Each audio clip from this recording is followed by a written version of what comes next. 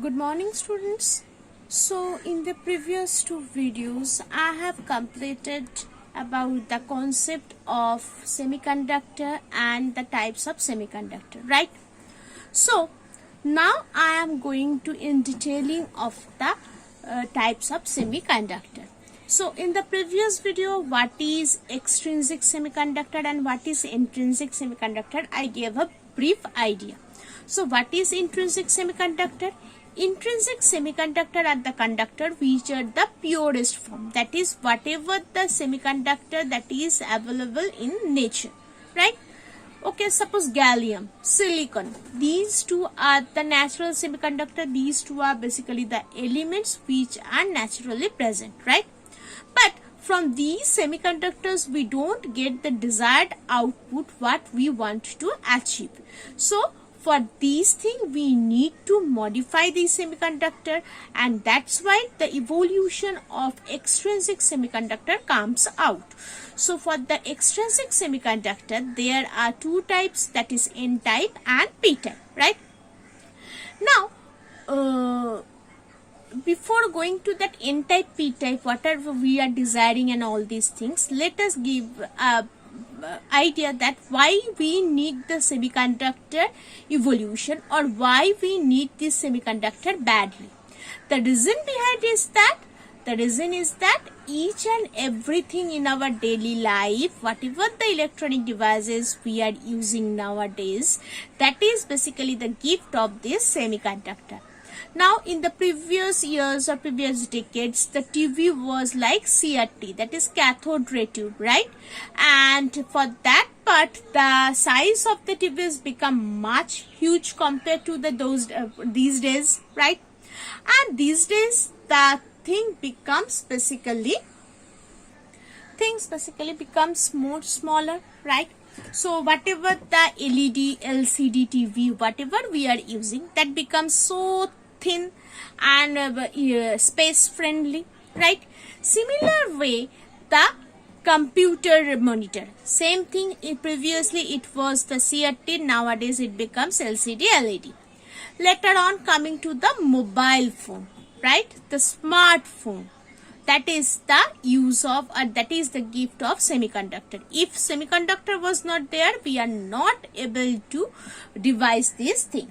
And the thing is that for the next thing is that the computer as well. For the computer, previously initial stages there when the valves are used, in that case it becomes a computer required at least 2 rooms or 3 rooms, and the data processing were so slow. But nowadays computation becoming faster and faster. We are installing quadra core, we are installing octa core, 16 core, 32 core computers, right? So therefore it becomes faster and faster. And why we are capable to do so? Due to the semiconductor. Without this we are not capable to do all these things at all, right? So for coming for the thing is that that's why we need the evolution of the semiconductor, and for that purposes we want to enhance the capability of the semiconductor. That's why we require extrinsic semiconductor. And for this extrinsic semiconductor there are two types, N type and P type. So how we can do these things? With the intrinsic semiconductor, if we doped some pentavalent compound or pentavalent element, not the compound, element, then it becomes N type semiconductor. Now what is this doping? Doping means to add something within a element, right? Now just take the example, then it will be helpful to understand. Suppose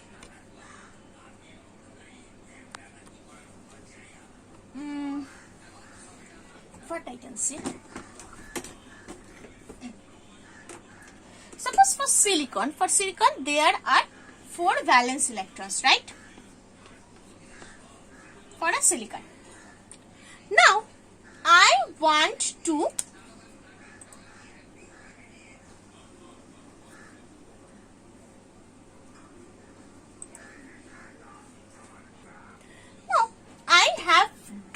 this silicon atom with a pentavalent element. Suppose if I add the pentavalent element, so for this pentavalent element, suppose Y, it is combined with this, and for this Y,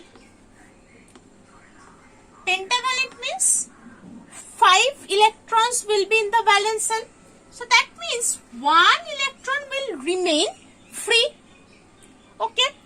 Other 4 will be combined with this silicon orbitals. But the rest 1 is being free. And as it becomes free, that means, what we can say? That means that it is free where, or these free electrons will be in the conduction band, right? So as it will be in the conduction band, that means whatever, suppose previously it is the valence band and this is conduction band. Now whatever the electrons density in this semiconductor before doping, suppose that was 2. But as I doped this semiconductor with a pentavalent element, that means this free electron will be in the conduction band. Thus, the density of the electron in the conduction band will increase enormously. That's why this is called the, so therefore the current, the availability of current, or we can say that the conductivity of the semiconductor will increase. So therefore it basically becomes more useful to us. And as in the conduction band, the density of the electron, that is the negatively charged particle, as the density of the electron increases, that's why this type of semiconductor is called the N-type semiconductor. Clear? Hopefully this is clear. Now coming to the next part, that is P-type semiconductor. For the P-type semiconductor, the doping is done with the trivalent compound, trivalent element. Suppose for silicon, again I am getting the silicon.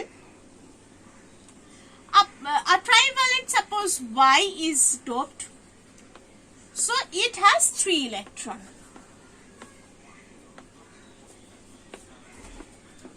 So with this and this, it is combined. Another 1 electron will remain empty. Right? So therefore, for the conduction band and valence band here, so in valence band will fill with electron, but for the conduction band there will be no electron, but the presence or the absence of electron will produce a positive charge here. So that is defined as whole, and as it is positive, therefore it is known as P-type semiconductor. Okay. So for the pentavalent, this is N-type, and for the trivalent, it is P-type semiconductor. So in this way, P-type and N-type semiconductor can be formed, right? So if I go for the Fermi level for the for the P-type and N-type, so for N-type, as there is the density of the electrons in the conduction band, the Fermi level will be here near to that conduction band. This is your valence band. And for the N-type, for the P-type, this is for N-type. The Fermi level will be near about to the valence band.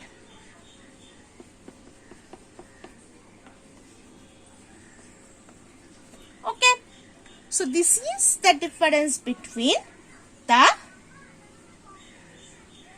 N-type and P-type. So for N-type, the majority carrier is the majority carrier and minority carrier. Majority carrier means who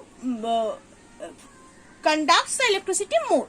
So majority carrier is electron for N type, and for B type the majority carrier is holes. Okay, so this is the thing, this is the difference between P type and N type, right? In the next part I will go for the PN junction. Okay, so today I am ending here. Thank you.